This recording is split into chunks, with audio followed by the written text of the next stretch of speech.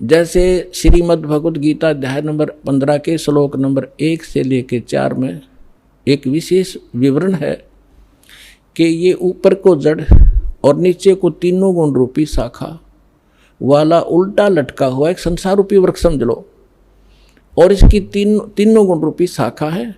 इतना गीता ज्ञानदाता केवल इतना नॉलेज रखता है कि ऊपर ने तो जड़ समझो, और जड़ वो दृढ़ है, वो अविनाशी पोर्शन है जो मूल है इस संसार रूपी वृक्ष का, और उस मूल मालिक है जो जड़ है, उसी से सबको उसी का वो सभी का धारण पोषण भी वही करता है, क्योंकि पूरे वृक्ष को पेड़ को जड़ से ही आहार प्राप्त होता है, खुराक मिलती है। गीता अध्याय नंबर 15 के श्लोक नंबर 16 और 17 में 3 पुरुष बताए, सरपुरुष, अक्षर पुरुष, और 17वें श्लोक में कहा कि उत्तम पुरुष है तो अन्य, सरपुरुष और अक्षर पुरुष से कोई और है उत्तम पुरुष, श्रेष्ठ भगवान, और वही तीनों लोकों में प्रवेश करके सबका धारण पोषण करता है।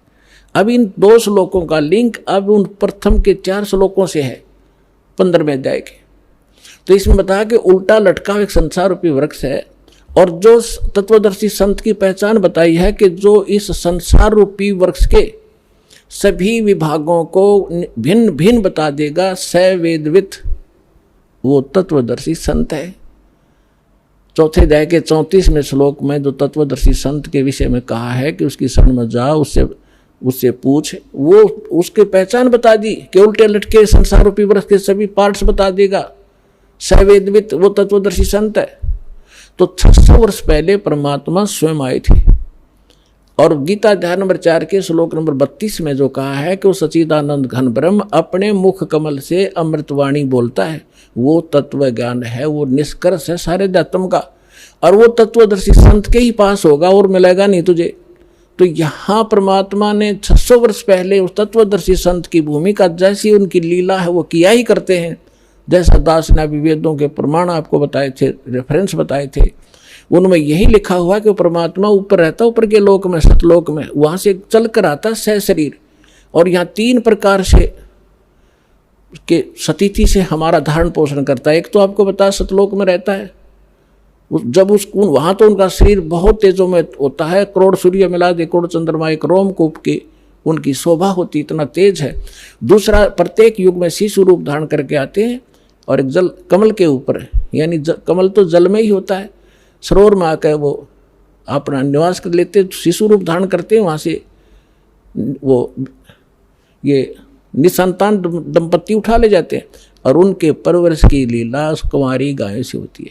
ये तो है प्रथम, फिर धीरे धीरे बड़े होते हैं तो बचपन से ही वो अपनी महिमा अपने मुख कमल से, लोकोक्तियों के माध्यम से, दोहों के माध्यम से, शब्दावलियों के माध्यम से वो ज्ञान प्रचार करते हैं, कवियों की तरह आचरण करते हैं, लोग उनको कवि भी कहने लग जाते हैं। एक प्रसिद्ध कवियों में से भी एक होते हैं वो, लेकिन वो होते हैं परमात्मा। अब तीसरी स्थिति वो बताई है कि वो तीसरी स्थिति में वो कभी भी कहीं भी किसी को संत रूप में, महापुरुष के रूप में आकर दर्शन देते हैं, उनको ज्ञान सुनाते हैं, अपने से परिचित कराते हैं।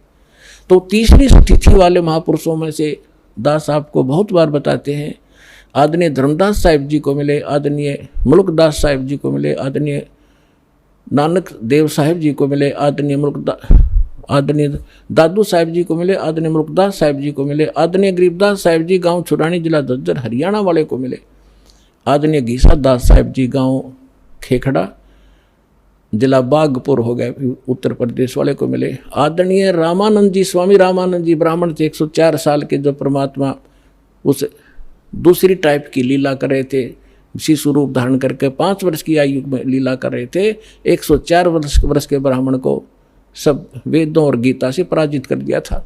तब उस महापुरुष ने परमात्मा की शरण ली थी, उनको सचखंड लेकर गए थे। इन सभी महापुरुषों को अपने से परिचित कराया था कि मैं कौन हूँ, जो तुम्हारे वेद बताते हैं मैं वही हूँ, और मैं ऊपर रहता हूँ, वहाँ से चल कर आता हूँ और यहाँ ज्ञान देता हूँ। तब उन महापुरुषों ने स्वयं देखा सचखंड में जाकर, फिर वापस छोड़ा उनको। तब रामानंद जी ने कहा था, तुम साहेब तुम संत हो, तुम सतगुरु तुम हंस, और गरीबदास तेरे रूप बिना और न तुझा अंश। तुम ही साहेब हो, तुम ही सतगुरु हो। साहेब तो भगवान हो ही, आप सच्चा ज्ञान देने वाले सतगुरु भी आप ही हो। और आपके अंदर एक भगत के लक्षण है। आप जैसे परमात्मा आए थे कबीरदास, हमारे लिए एक रिहर्सल करके छोड़ गए कि यहाँ बकवाद नहीं चलेगी, जितना अधीन होगे भगवान उतना निकट आपका होगा। अधीनी के पास है वो पूर्ण ब्रह्म दयाल, मान बड़ाई मारियो बेअदबी सरकाल।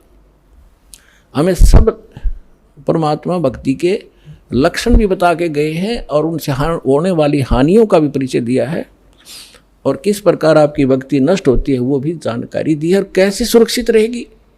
जैसे माता गर्भ को रखे यत्न बनाए, ठेस लगे तो छन होए तेरी ऐसे भक्ति जावे।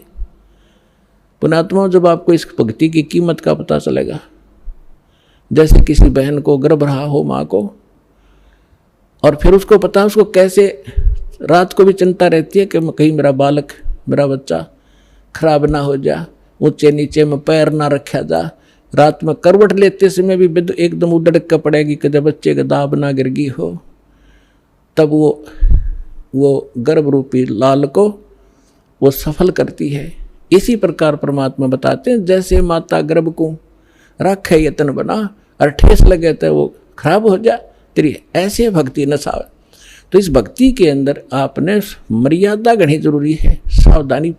अब परमात्मा ने आपको सद्भक्ति भी मिल गई, दास भी मिल गया, आपके अंदर भक्ति प्रवेश भी कर दी। अब उस लाल को आपने सुरक्षित रखना पड़ेगा।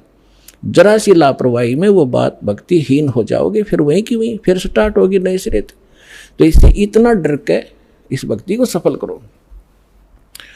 अब जो प्रसंग चल रहा है कि